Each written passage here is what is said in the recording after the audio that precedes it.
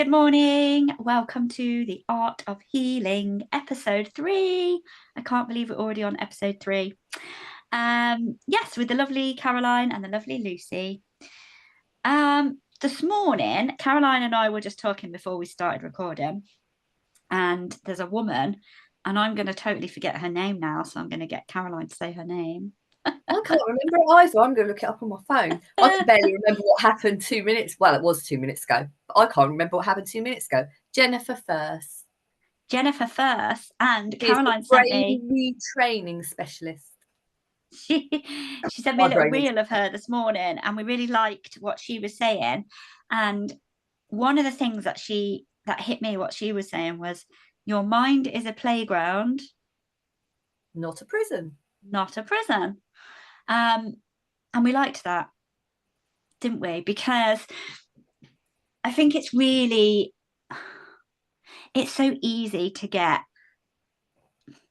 lost in. I think you were saying this a minute ago, Caroline, about the habits of believing our thoughts and taking them. She says as well, like, your thoughts and your beliefs, they're not facts. And that really hit home to me and reminded me, because I find it so easy to get lost in my habitual thinking. And I know, I can't speak for Caroline, and I'd love to hear some of your insights in the last week or so, but I know for me, I've been really up and down this last week. Like, my mind has been a playground. No, it hasn't. It's been more like a prison. I've felt more like I've been trapped in lots of thoughts that aren't unhelpful. And I really like sharing this because I think it's important that people know that it's not, you don't just understand this and then that's it. We never get lost again, and we never take our thinking seriously, and we never go down. This is the beauty and the experience that life has to offer us. I think that we do get lost in that, and it's like the dance of then coming back to remembering who we are and remembering that our thoughts are not facts. So yeah, I know you were just touching upon that before we started recording, Caroline, about the habitual thinking. Do you want to say some more about how you were trapped in that, and where you're feeling, like where you're at with that now, and your insights of yeah. I think I've had, the beginning of last week, I was trapped. I think the biggest takeaway is realizing you're trapped in it. So for me, when I start realizing, I think actually I am moving forward, because before I would really get lost in it. But my biggest thing that I will get trapped in is worrying about money, finances. Oh yeah. Well, and overthinking, but yeah.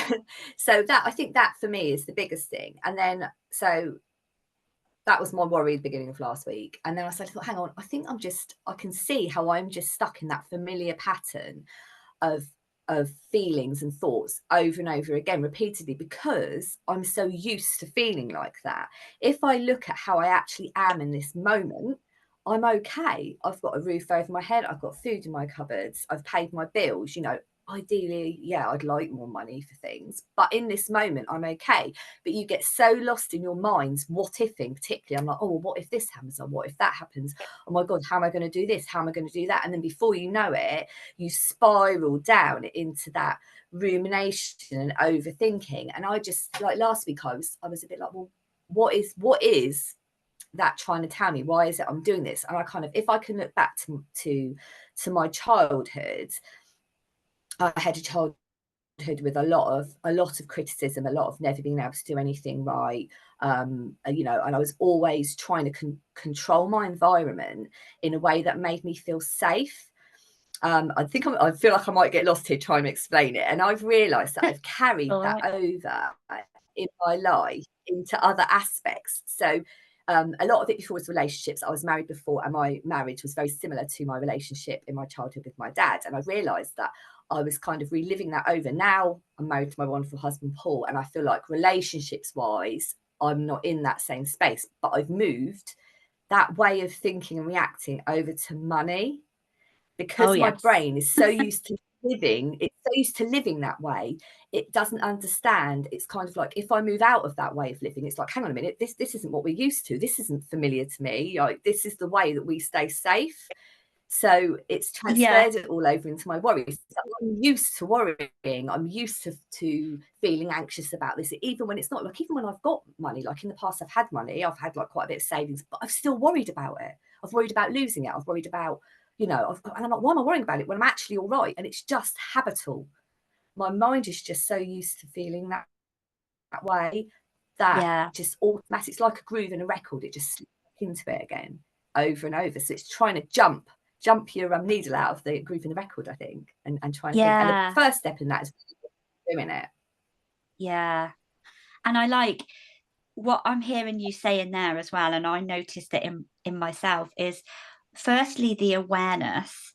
Like, it's almost like removing yourself from being you, if you like, and you take that step back and you're aware and you're watching yourself play that role of that You're habitual like an thinking. observer of your thoughts rather than being lost in your thoughts. You're observing it, and you're seeing what you're doing without becoming engaged. I suppose it's like clouds in the sky, or like it's like you're sat on a platform, a train station. You're sat on a platform, and you watch the trains go by, and you can choose whether you're going to get on that train or if you're just going to watch it go.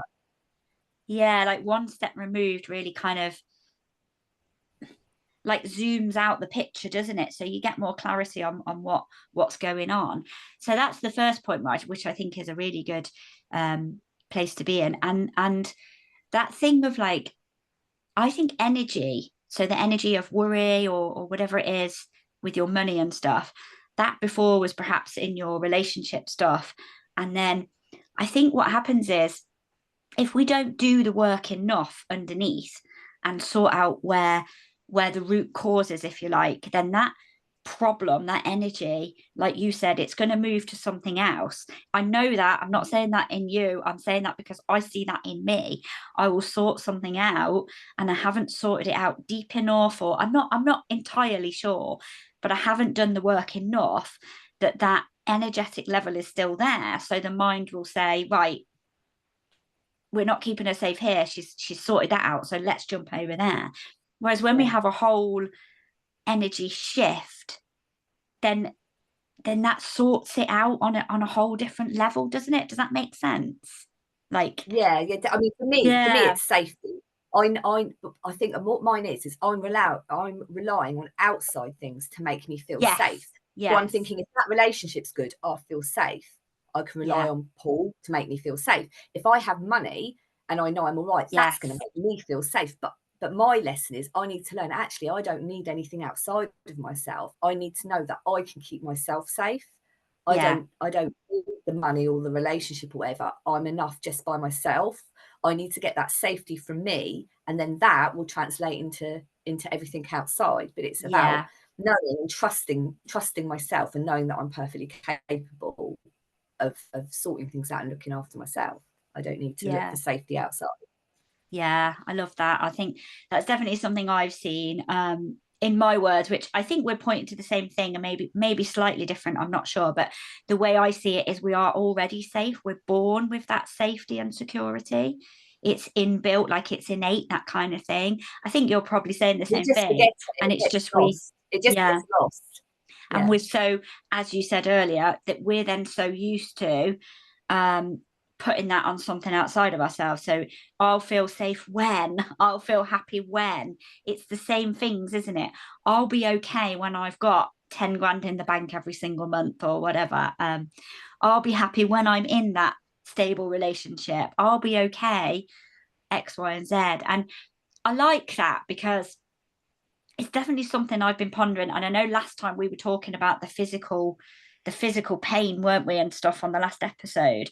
And that's the same thing to me. It's like, when I've been playing around with accepting that and being okay whether I've got pain or not, that's the same thing here. Like, we're okay no matter what. That is our default setting. And when we come from that place, we don't need the external stuff. It doesn't mean we don't get it and it's not nice. In fact, quite often we tend to get it more when we're not bothered, don't we? But but I love that. I love reminding ourselves that that's how it works, and we think it's the other way around. We think we'll be okay when. It's not just Yeah, safety, it's worthiness. See, I everything. found in the past, I like get money.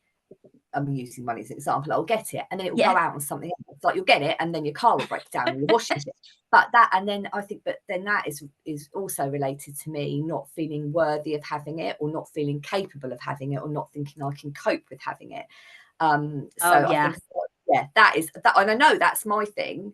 And stemming again, I think probably from childhood conditioning, not feeling like I was capable or heard or worthy, and so that's translating now into me not, I'll get money in, but then it's almost like I'm trying to unsubconsciously get rid of it because I don't feel I'm worthy of keeping hold of it or having it. Or so that's another thing that I think definitely is,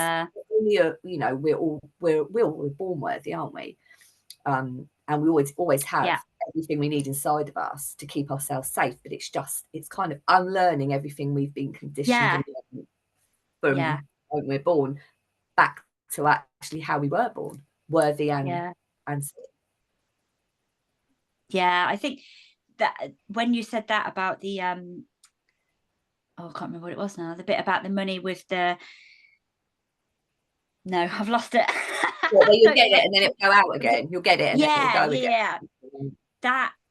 That bit, and I know what it was I was going to pick up on. The whole life shows us, I think, like the manifestation or in form, like life shows us what the areas where we're unsure of ourselves and stuff. So for me, I get where you get that with the money coming in and going out. I get overwhelmed with too much money. Like if there's money, I'm like, there's too much, I don't know what to do with it, and I get overwhelmed. And I'll quite often say to Beck, because all our money is kind of in a pot here with our business and how it works, and I'll say to Beck, don't give it me until I need it for the bill or whatever, just can't handle it, which is crazy as well. And that's, I think, a lot. I've done a lot of work on money, and I think there's more to do. There's always more to do, isn't there? And I'm always doing lots of inner work on that. But I can see the places where I'm so much better with it now, and I'm so much more grateful. Here's another good example. Really grateful. Like I sometimes I had an experience. I don't know. It was a couple of years back, and I had some unexpected money come in, and then I had to get my car fixed, and my head was like, oh, for God's sake, just when I get money in, and now it's got to go out again. And that same thing you're saying, it's like it comes in, it goes out. Instead of seeing it as, oh wow, look at that money came in, and now my car needs fixing. Isn't that miraculous that money came in?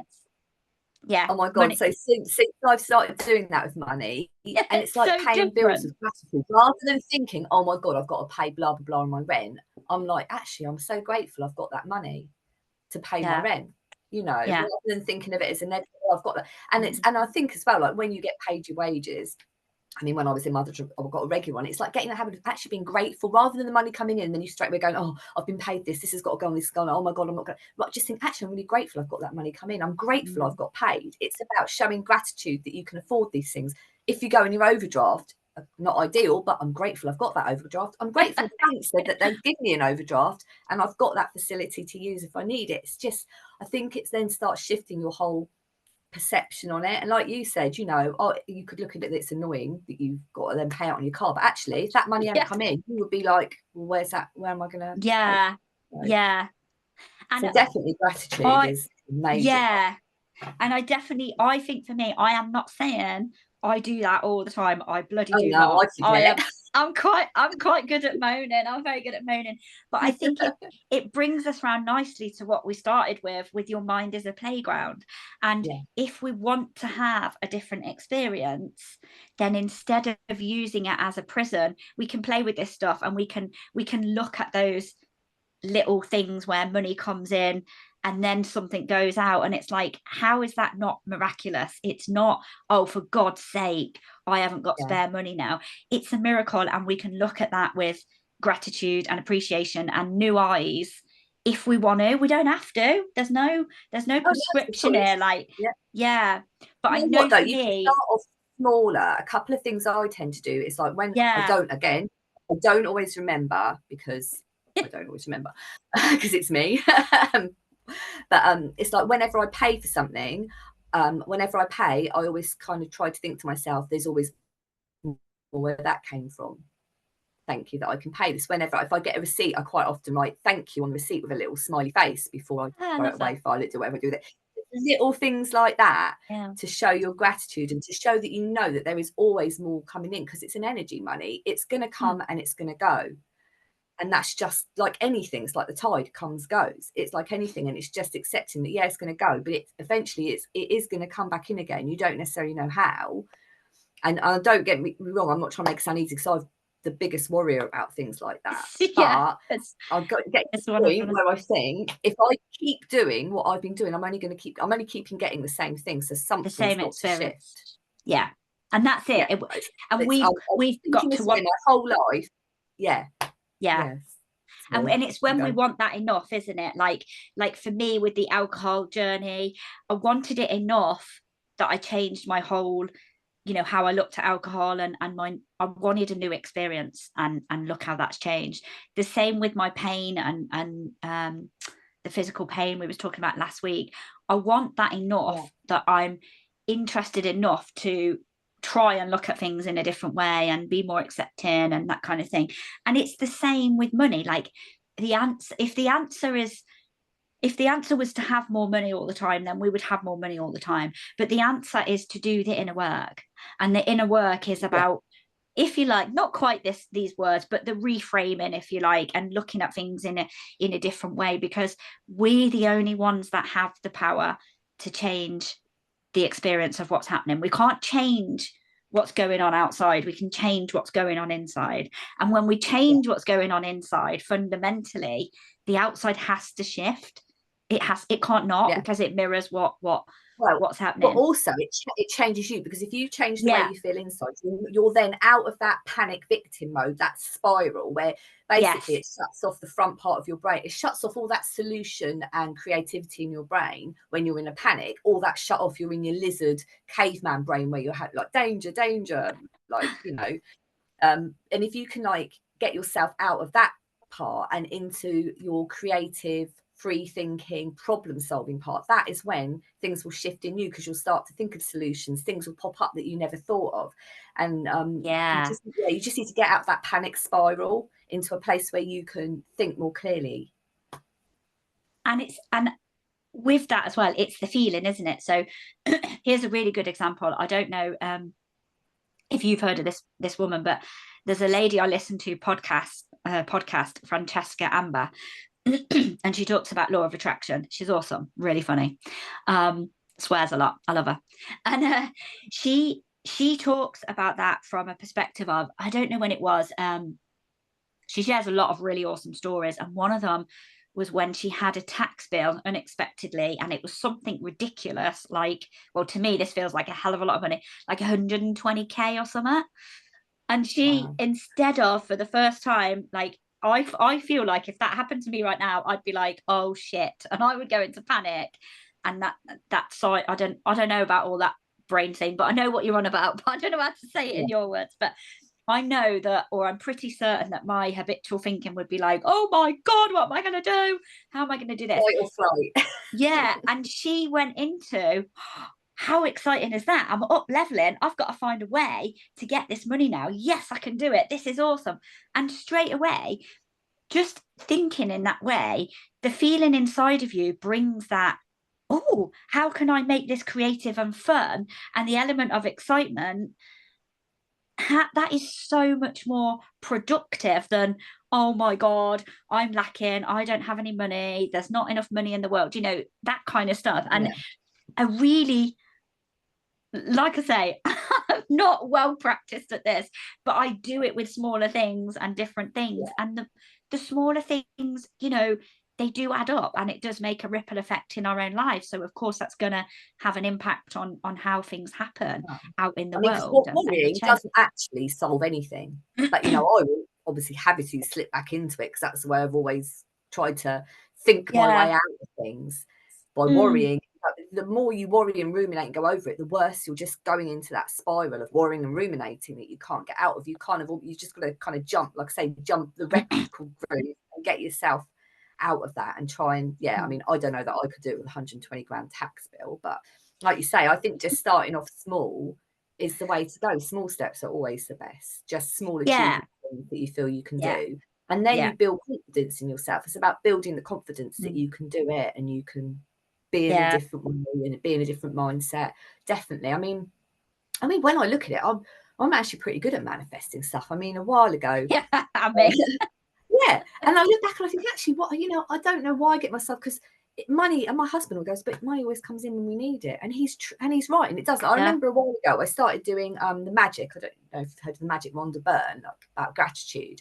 And I think in one of them, you start a gratitude journal. So you write like things you're grateful for every day. And I was like looking around for a notebook, and I picked up this notebook and I thought, oh, I'll use that one because I've always got hundreds of notebooks lying around. And I picked up to write in it. And when I opened it, I'd written a check to myself for an amount that for me was quite large, and I'd written it about 7 years ago. And when I found it in this book, I was like, fuck me, the exact amount I'd written was the exact amount that I'd been given by my mum and dad, like the exact amount that I would never have thought would be achievable for me to have. And it was that exact amount. And I was like, wow, I've actually got. I mean, you can look at that and say it's a coincidence, but to me, I think, and there's other things like I really wanted to go to Costa Rica on holiday about 7 years ago, and I was like, oh, I don't think I could afford it when I looked into it, blah blah blah. And then I got gifted some money, and I ended up going to Costa Rica, I'd sort of seen this place on YouTube with these people I followed, and I was like, I'd love to stay there. Stayed in that exact same place, and it's just, when I look back at all the things I've really wanted and that I've actually manifested, I can actually do them. And whether you believe in manifesting or not, I just think a lot of it is mindset as well. I just think you just need to be in that alignment and that energy and that right space for those things to happen for you. And even that is like, we don't have to be, because magic is happening all the time, and it's just whether we see it, isn't it? So absolutely. It's just whether you see those opportunities and whether you choose to stay in your spiral of worrying and anxiety and stressing, or whether you choose to step into a different place where magic can be accessible for you. Yeah, and I think there's a lot to be said. I know for myself, because I'm quite good at being really honest. And even when I'm honest, or when we think we're being honest, there can be something deeper than that, and we're not actually being truly honest. And there's a lot of time for me where I think, I look at, like with money, and it feels like, it can feel like being a victim. That's it. That's what I think we can do when we're worrying. It comes from that victim status, doesn't it? That like lack and that kind of stuff, rather than love and abundance. And I think if we're really honest with ourselves, we quite like being in there because it's comfy. It's safe. It's a familiar hell. That's what it is. And sometimes it feels easier and safer to be like that. Easier. It seems harder to get out of that, and scary, because you're like, oh, I'm not like this. What's it going to be like? What's going to happen? I'm used to this. This feels really familiar. Even though I don't like it, mine's with the money. Even though I don't like it, I'm used to feeling like that. So it feels safe and comfortable, a bit like a warm, snuggly blanket, isn't it? Yeah, I know. And for me, it's like, it's being honest about that first, because we can't change anything until we accept it, which is what we were talking about last week with the physical stuff. It's like, it seems mad to accept it, and a lot of people, if you ask people, but you're being a victim and you've got the power here, it's like, no, I'm not, it's not my fault. And we want to blame other people. We want to, again, put things outside of ourselves and not have to take that responsibility. But we forget that that's our power. It's good to say, actually, I am being a complete victim here. I did it last week when I was getting all stressed, when I rang you crying and all that, and I was getting all stressed about money and everything, and I was being a complete victim. I couldn't see any gratitude in it or anything, and I wanted to be a fucking victim. I wanted to No, be sometimes it's upset. nice. Sometimes Yeah, it's nice to yeah, good old cry and go, oh, poor me, the world's horrible and this happens and that happens yeah, and it's not fair. It's kind of like an indulgence, isn't it? yeah, Sometimes I feel yeah, like I can be like it. It's a bit indulgent. You're like, oh, you yeah, just want to wallow in it a little bit, and it's like quite, definitely. yeah. And that's where the honesty is as well. It's like, I don't want to sit here and say, no, I'm not a victim. I always look to the gratitude. I don't. I'm I'm as honest as I can be, as much as I And can. let's face And it, sometimes even it's really fucking nice to have a moan and complain sometimes, isn't yeah, it? It's like a right old moan and whinge about everything. it is. And that's knowing yourself as well, isn't it? Because there are times like um when I was upset last week, and you said to me, do you want me to call? I was like, I don't know. And I thought, I don't know if I want to talk about it or not. And then sometimes I'm like, yes, I want to talk about it. I want to get it off my chest. And sometimes I'm like, no, I don't want to talk about it because I'm going to spiral myself into more shit. And I don't want to feel shitter. I want to come out of being a victim mode. I know I'm in victim mode and I want to feel good again. And sometimes I just don't. I want to feel like, yeah, it's not fair. Oh And I God, think, absolutely. yeah, it's really good to just look a little bit deeper. Sometimes we think we know, and we think, no, I'm not being a victim. And even that, the energy of the defense of that shows me, yes, I am. Because Yeah. if I wasn't, I wouldn't be feeling defense. I wouldn't have anything to defend.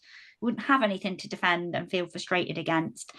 Um, so sometimes our honesty and vulnerability around that is deeper than we think, and it's good to look there and own it, isn't it?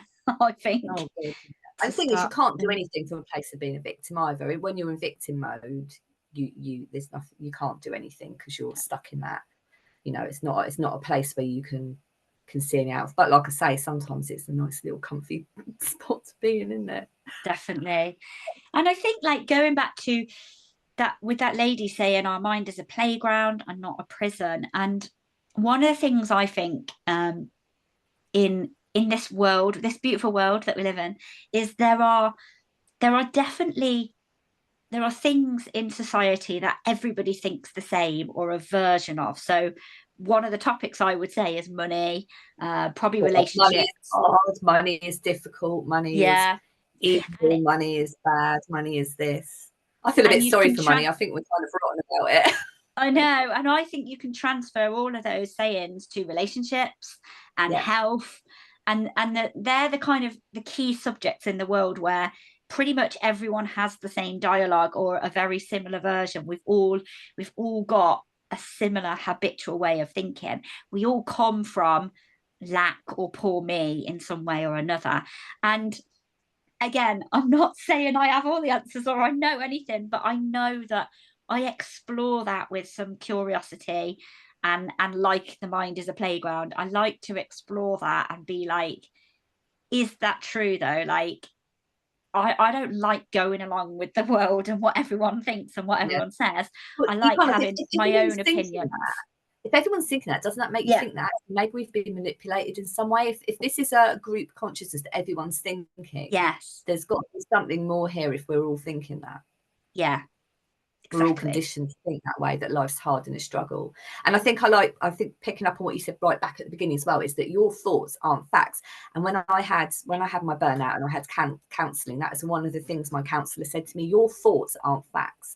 They are just things you are thinking. I know things do happen in life, but something happens and how we think about it. So one situation can happen, but lots of people think about it in different ways. The Yeah. situation's the same thing, but we're all thinking about it differently. So your thoughts about something are not a fact. They're just your thoughts. They're your mind's interpretation based on your beliefs, your experiences, the way you Yeah. look at life, your mindset. So the way you think, the way people think about, some people see opportunities, some people see a disaster. Like you were saying, that woman saw her tax bill as an opportunity. I would probably look at it as an oh my fuck moment. Yeah. Still, the fact is she owes £120, but your mind is, different people's minds are thinking about that in a different way. And so your thought isn't the fact at all. It's just your conditioning and your beliefs that are making you think that way. So yeah, Yeah. your thoughts are definitely not facts. So you And just, like you that's say, and you that's step and look at it with curiosity. yeah, because that's what shapes our reality. That's how our thoughts, that's how our reality is created, via those thought patterns that we have. And being curious about those, and doesn't mean we have to just shift our whole life if we don't want to, but being open and curious to, what if that thought that I've always believed isn't true, opens up Oh, the yeah. opportunity for a new thought to come in, and a new reality to be created. Well, mine, a prime example for me has been, obviously, I've been a people pleasing perfectionist my whole life. And then I had my burnout, and then all of a sudden I'm like, hang on a minute, what if I think in a different way? What if it's okay if someone doesn't like me? What if it's okay if I Yeah. upset someone? What if that's actually okay? You know, because you can't please all the people all the time. People are adults, they can get over disappointment. If you disappoint someone, you know, that's okay. What if I actually put myself first and do the things that I want to do?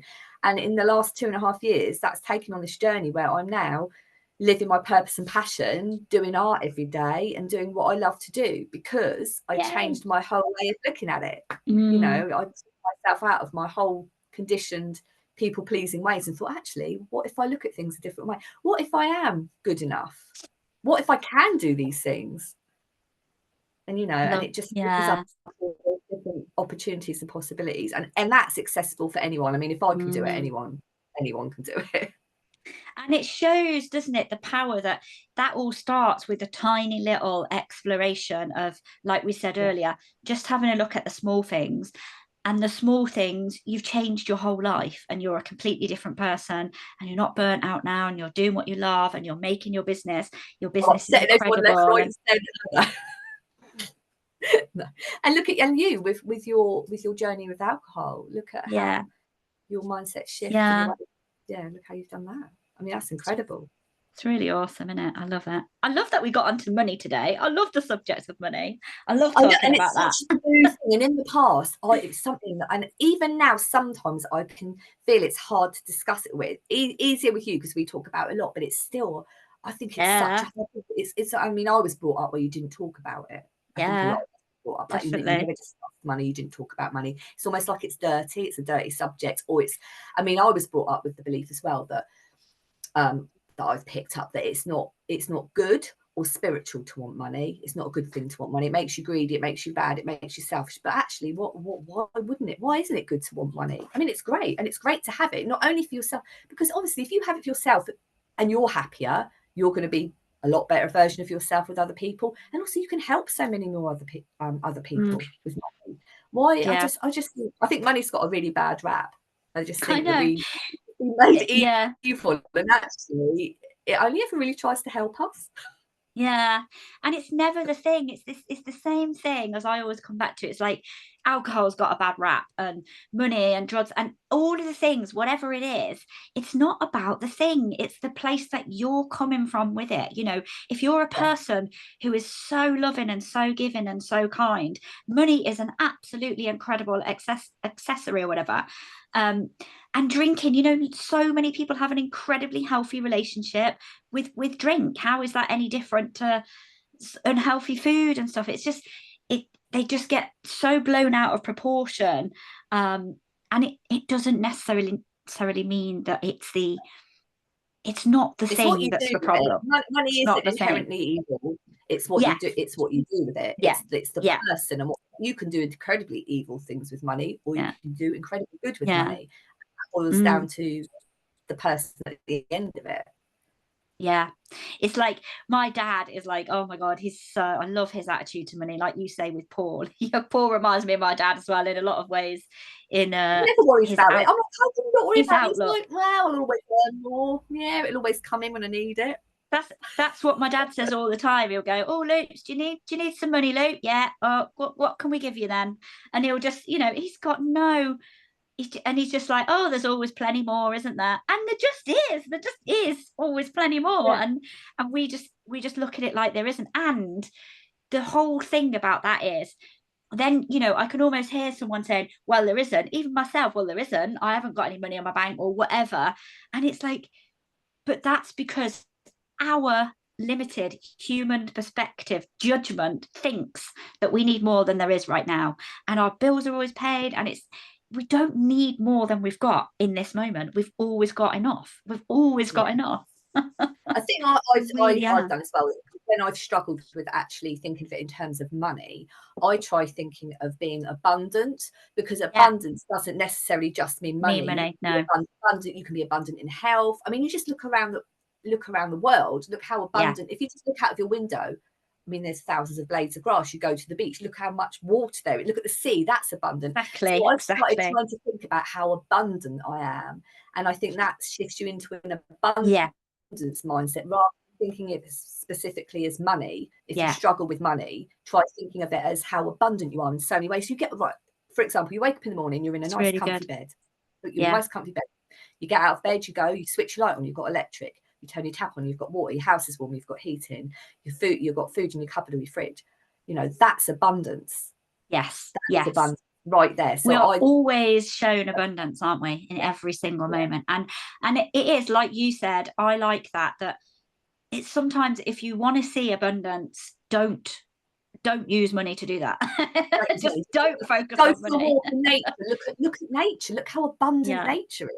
It's just rather, because where I have struggled with it, thinking a bit of money, I find thinking in terms of abundance much easier, and then you do get into that abundant mindset, because money's only a part of it. And if you're worthy, getting a good feeling. Yeah, absolutely. It's just that feeling of, God, how lucky I am, how abundant am I? Look, I've got this, and this, rather than in terms of money. Think of it in terms of things you have. You've got clothes. You know, we're talking on a computer. We've got the internet. You've got your phone. You've got your car. You've got all these things. Whatever it is you've got, you still got stuff. And so much, And the thing is as well, I mean, just look up at the stars at night. Those millions of stars. How abundant is the universe just looking like that? And if you're worthy of seeing that abundance, you're worthy of seeing any kind of abundance, whether it be nature or money. If you can see one kind of abundance and you're worthy of that, you're worthy of all of it. I think that's a really nice place to end, you know. Just like rounded the whole thing up from the start. And also, my dogs are about to bark because the postman's just coming to the door. 3, 2, 1. Oh my God, they've been quiet. How abundant am I? I'm also abundant in dogs. Very abundant in dogs. You're definitely abundant in dogs and in peace.